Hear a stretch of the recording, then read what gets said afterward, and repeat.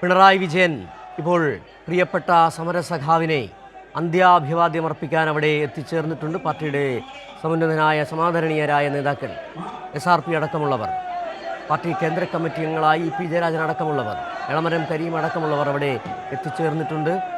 വല്ലാത്ത ഒരു വേദനയോടുകൂടിയാണ് ES തന്ന ആശയം, ES തന്ന വലിയൊരു പാർട്ടി, ES തന്ന അച്ചടക്കമുള്ള ആദർശധീരതയുള്ള ജീവിതശൈലി അത് ഏറ്റുവാങ്ങിയവരാണ് കമ്മ്യൂണിസ്റ്റുകാർ. ഏത് കൊടിയ യാതനകളെയും ഏത് വെല്ലുവിളികളെയും നേരിടാൻ നൽകിയ കരുത്ത് നൽകിയ പ്രസ്ഥാനം, അതിന് ഉറപ്പു നൽകിയ പ്രത്യയശാസ്ത്രം, പുന്നപ്ര വയലാറിൻ്റെ സമരനായകൻ.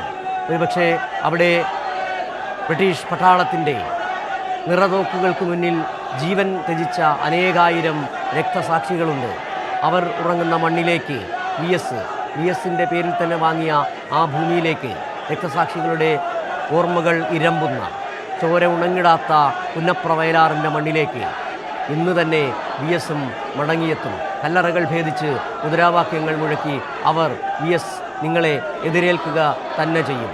നിങ്ങൾ ഈ കേരളത്തെ ഇന്നത്തെ കേരളമാക്കി മാറ്റിയത് എങ്ങനെയാണ് എന്നുള്ളത്, തൊട്ടുകൂടാത്തവനെന്നും തിണ്ടിക്കൂടാത്തവനെന്നും വഴി നടക്കരുതെന്നും പറഞ്ഞിരുന്ന ഒരു സാമൂഹ്യ അന്തരീക്ഷത്തിൽ നിന്ന് ഇന്നത്തെ ഈ കേരളത്തിലേക്ക്, ഈ പുരോഗമന കേരളത്തിലേക്ക്, നവോത്ഥാന കേരളത്തിലേക്ക് ഈ കേരളത്തെ കൊണ്ടുവന്നതിൽ പ്രധാന പങ്കുവഹിച്ചവരിൽ ഒരാളായ VS അച്യുതാനന്ദൻ, AKG പാവങ്ങളുടെ പടത്തലവൻ, ആ പടത്തലവനൊപ്പം പ്രവർത്തിച്ച, സഖാക്കളുടെ സഖാവായ P കൃഷ്ണപിള്ളയ്ക്കൊപ്പം പ്രവർത്തിച്ച, EMSനൊപ്പം പ്രവർത്തിച്ച, ഒരു നൂറ്റാണ്ടിലേറെ കാലം മനുഷ്യായുസ്സുണ്ടായിരുന്ന ആ മനുഷ്യൻ, ആ വലിയ വിപ്ലവകാരി, അദ്ദേഹത്തിന് കേരളം അർഹിക്കുന്ന അന്ത്യ അഭിവാദ്യമാണ് നൽകുന്നത്. ഇപ്പോൾ പാർട്ടി ജില്ലാ കമ്മിറ്റി ഓഫീസായ P കൃഷ്ണപിള്ള സ്മാരകത്തിൽ നിന്നുള്ള തത്സമയ ദൃശ്യങ്ങളാണ് കണ്ടുകൊണ്ടിരിക്കുന്നത്.